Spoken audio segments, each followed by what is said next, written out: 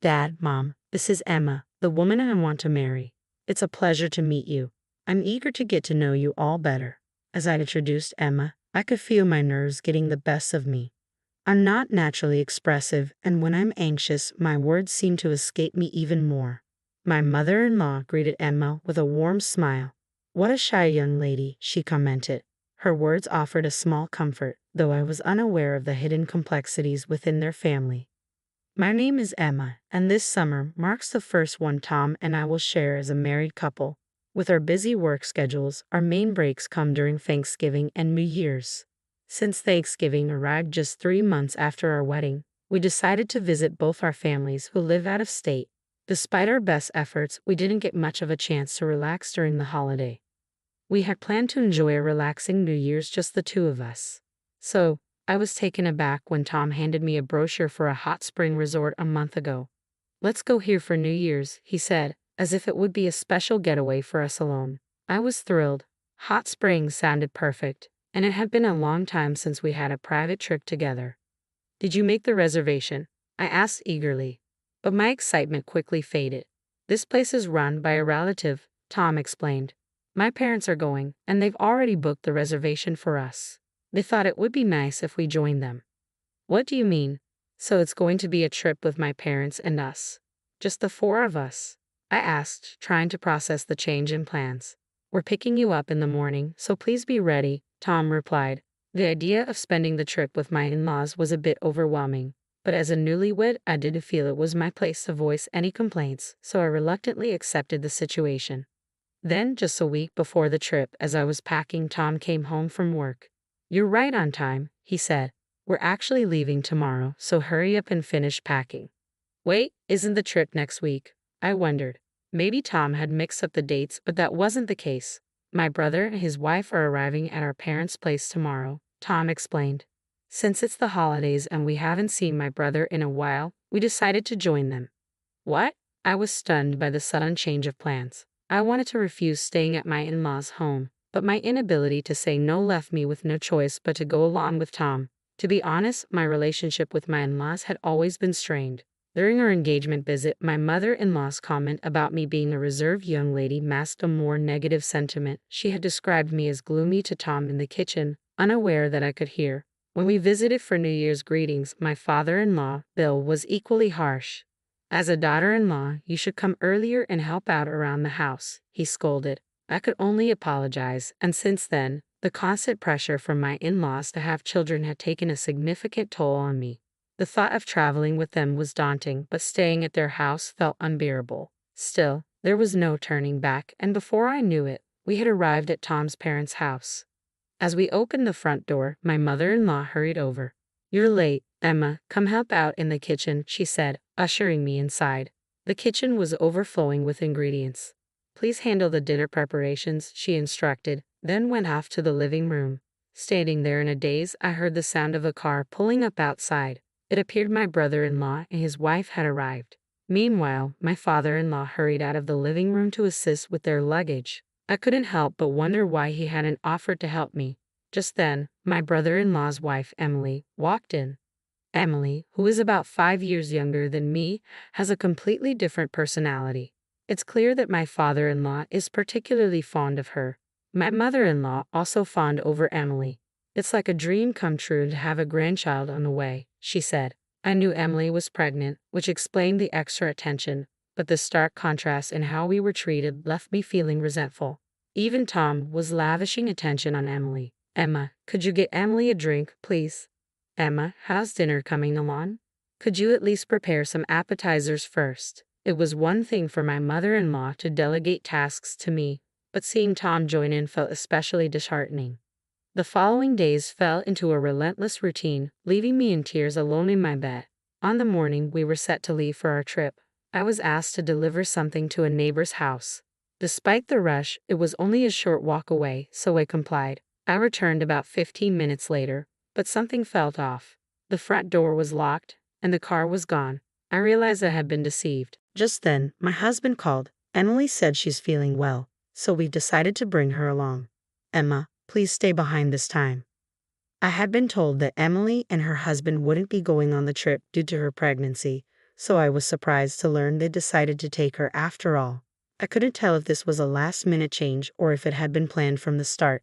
It felt as though they were trying to push me out. In that moment, something inside me snapped, and I found myself smiling more than I ever thought I could. Is that so? Have a safe trip, I said, my tone surprisingly cheerful. Tom sounded taken aback on the phone, probably expecting me to cry or beg him to stay. We'll cover the lodging costs, so I'll use the usual credit card, he added. I kept my smile in place as I replied, bonded. Okay, got it. What's next? Since I had my valuables with me when I left, I could manage to get back on my own, but the thought of just returning was frustrating. While I stood at the front door, trying to figure out my next move, I heard a voice call out from behind me. Aren't you the wife from this house? It was Lily from the neighborhood, known for her chatty nature. She had struck up a conversation with me on my first day here while I was working in the yard, and I had listened to her monologue for quite a while. At that moment, I felt a surge of emotion and tearfully explained to Lily how I'd been left behind for the trip and had been working non-stop since arriving. I never expected to be left behind for the trip, and I didn't think I'd end up working so much without any help, I said, trying to sound as genuine as possible. Lily listened with heartfelt concern. That sounds really tough. I can't understand what they find so off-putting about you. I poured out everything that had happened, feeling the weight of my emotions. I don't even have a car to get back home, I added, tears welling up in my eyes. Lily, seeing my distress, offered to let me stay with her if I needed a place. I hesitated for a moment but ultimately decided to accept her kind offer and went inside her house. Lily's husband and son greeted me with surprise as I arrived. Lily quickly filled them in on the situation.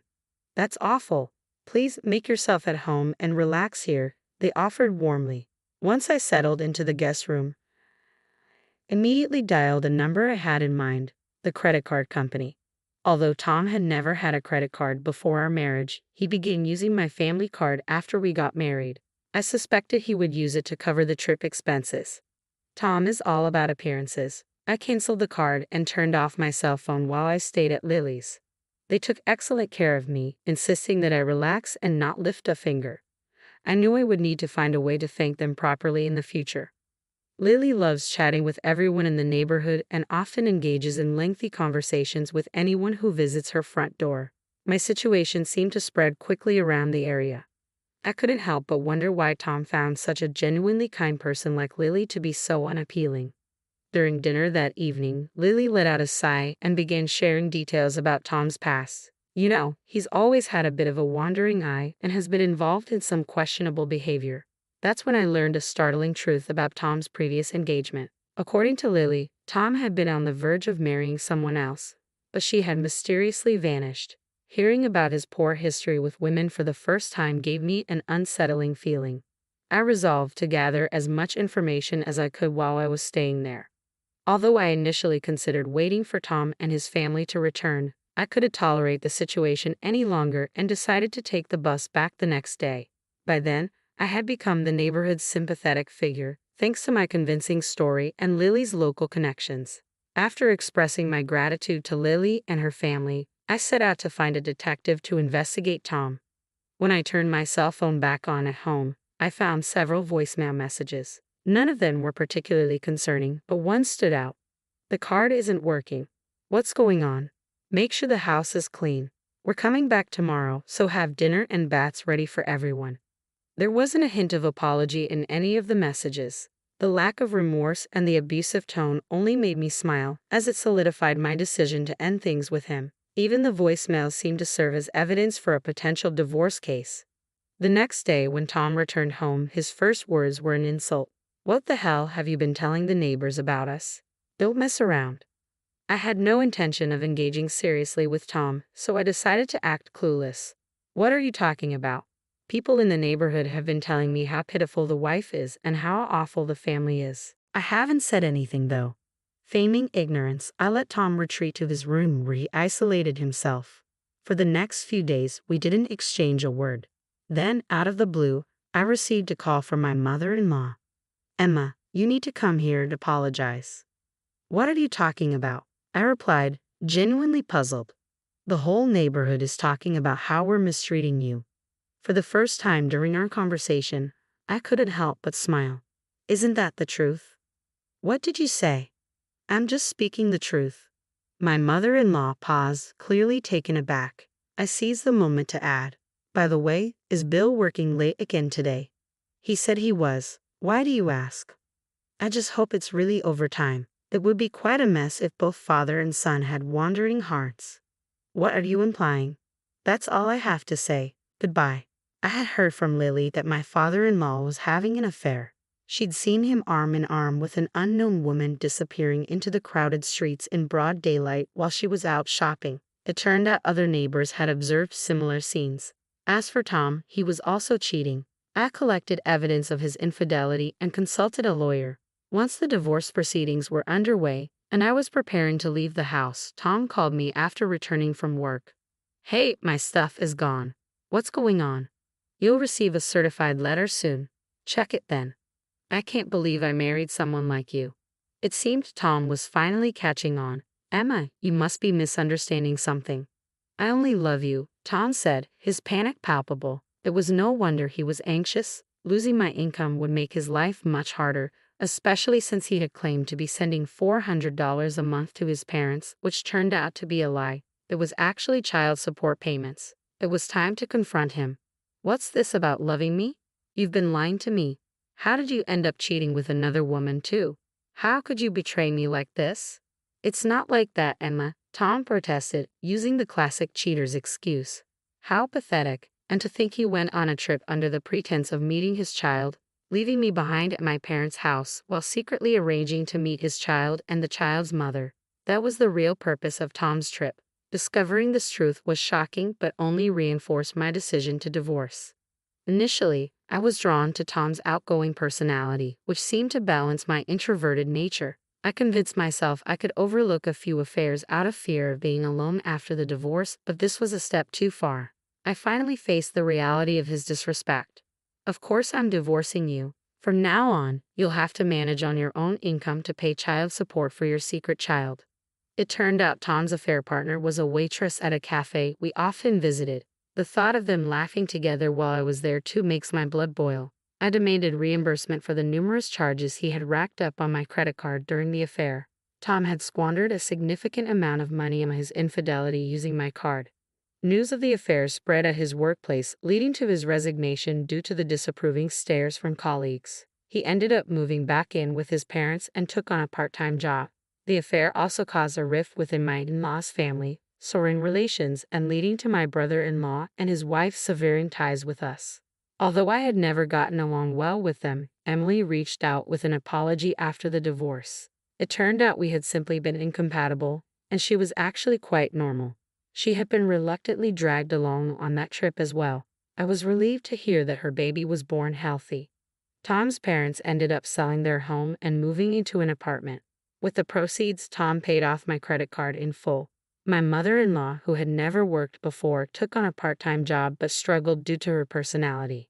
My father-in-law became even more elusive with his whereabouts unknown. Tom faced difficulties finding stable employment.